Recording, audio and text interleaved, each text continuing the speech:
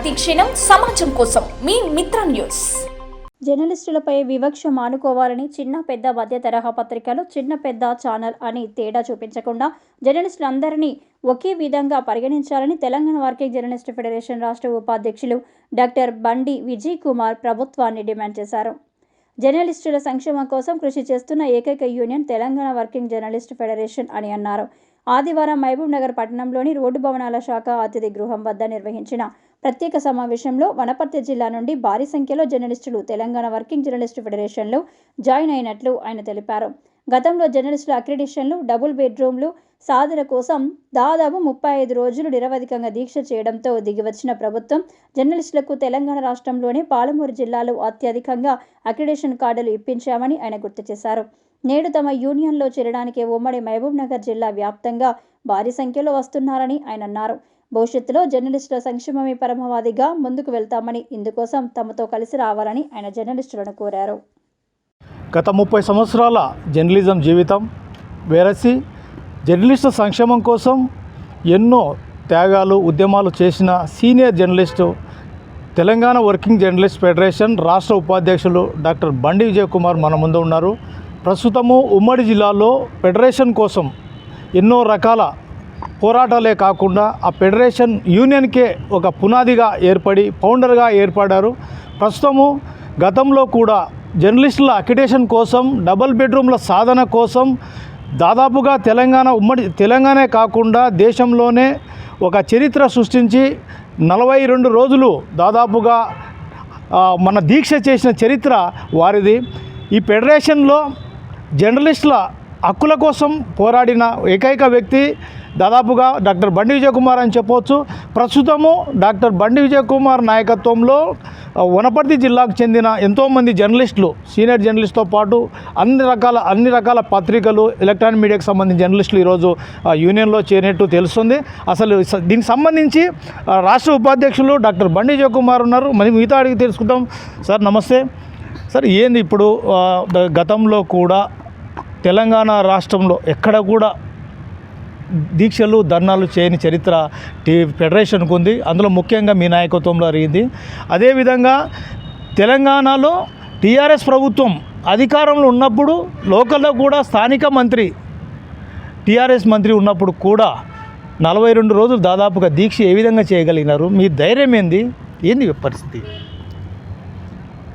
జర్నలిస్టులు ఎంతో కష్టపడి కుటుంబాలను వదిలేసి ప్రజా సంక్షేమం, ప్రజల రక్షణ కోసం ఎలాంటి జీతం లేకుండా, వేతనం లేకుండా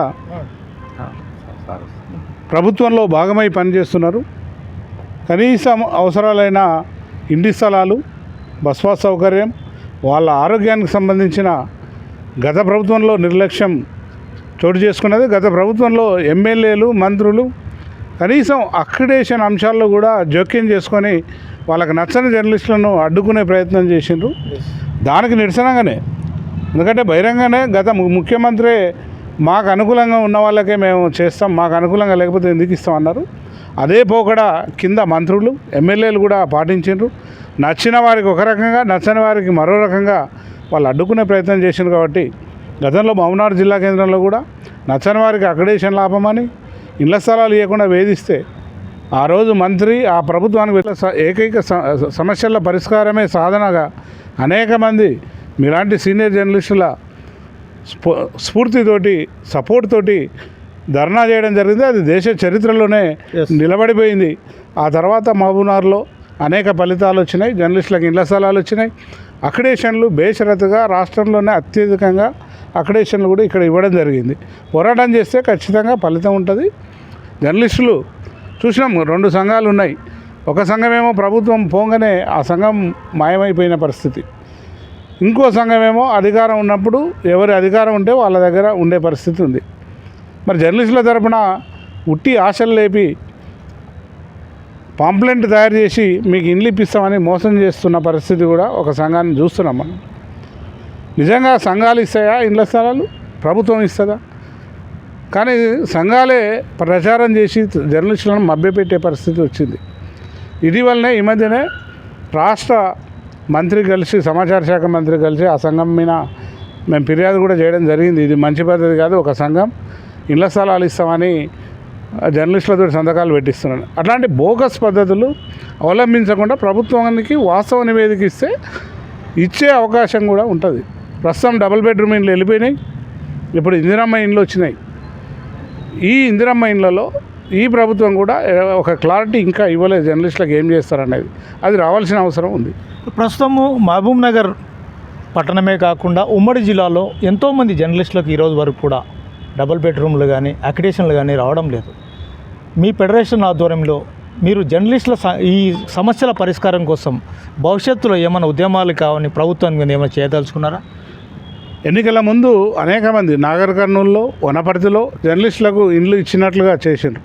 ఆ తర్వాత మళ్ళీ హ్యాండ్ ఓవర్ చేసుకున్నారు భూములు. హడావిడిగా నాగర్ కర్నూలులో కూడా ప్రారంభం చేసిండ్రు జర్నలిస్టులకు ఇస్తామని. మళ్ళీ ఎన్నికలు అయిపోయిన తర్వాత అది వాపస్ తీసుకున్నది ప్రభుత్వం. అట్లాగే వనపర్తిలో కూడా ఇళ్ల స్థలాలు ఇచ్చినట్లే ఇచ్చి మళ్ళీ అక్కడ కూడా గందరగోళ పరిస్థితి ఉన్నది. మొత్తంగా మహబూబ్ నగర్ జిల్లాలో కొన్ని చోట్ల మాత్రమే ఎలాంటి వివాదాలు లేకుండా ఇవ్వడం జరిగింది.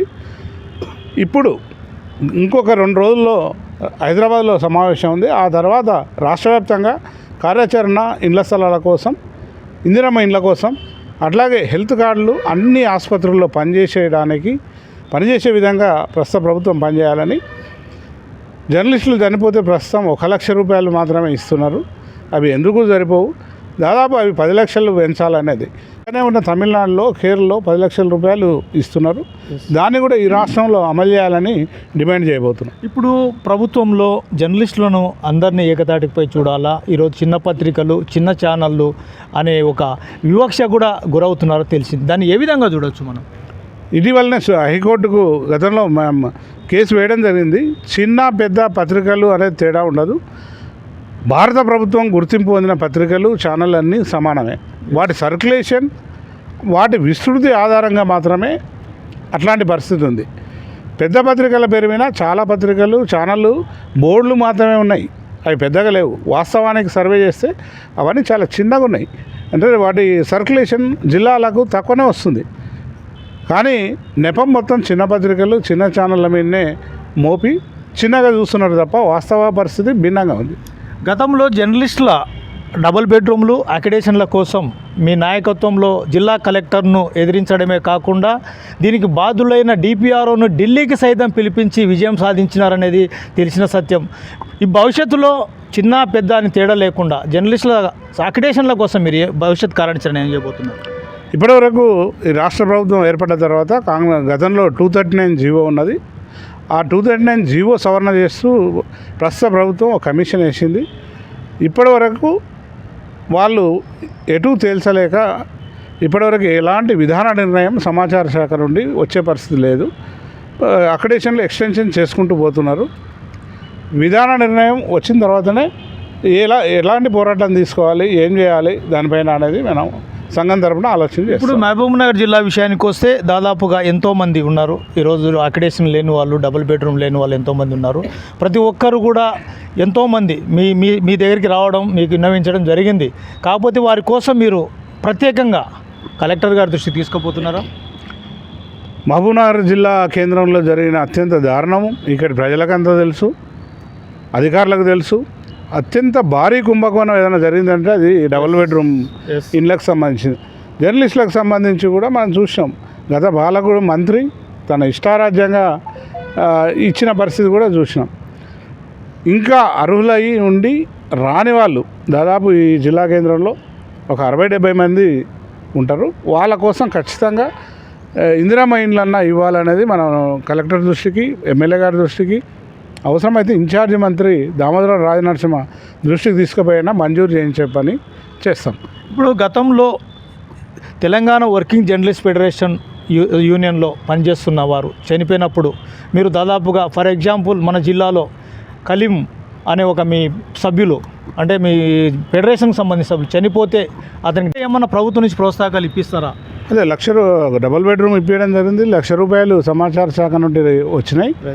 కేంద్ర ప్రభుత్వం నుండి కూడా, కేంద్ర ప్రభుత్వ శాఖ నుండి కూడా ₹3,00,000 రావాల్సి ఉంది. వాళ్ళ కుటుంబానికి పెన్షన్ అమలైంది. వాళ్ళ పిల్లలకు ఫీజులు, హై స్కూల్ వరకు ఫీజులు కూడా ఇస్తున్నారు. ఒక కేంద్ర ప్రభుత్వం నుండి రావాల్సిన ₹3,00,000 రావాల్సి ఉంది. అది కూడా ఢిల్లీకి వెళ్ళినప్పుడు అది కూడా పరిశీలన చేస్తాం. తెలంగాణ వర్కింగ్ జర్నలిస్ట్ ఫెడరేషన్లో పనిచేస్తున్న ప్రతి ఒక్క జర్నలిస్టుల సంక్షేమం కోసం నిరంతరం కృషి చేస్తామని, ఏదైనా అనుకోని సంఘటనలు జరిగితే వారి కుటుంబానికి భరోసా ఇస్తున్నారు. ఎంవి రమణ, మిత్ర న్యూస్ ఛానల్ నుండి మహబూబ్ నగర్.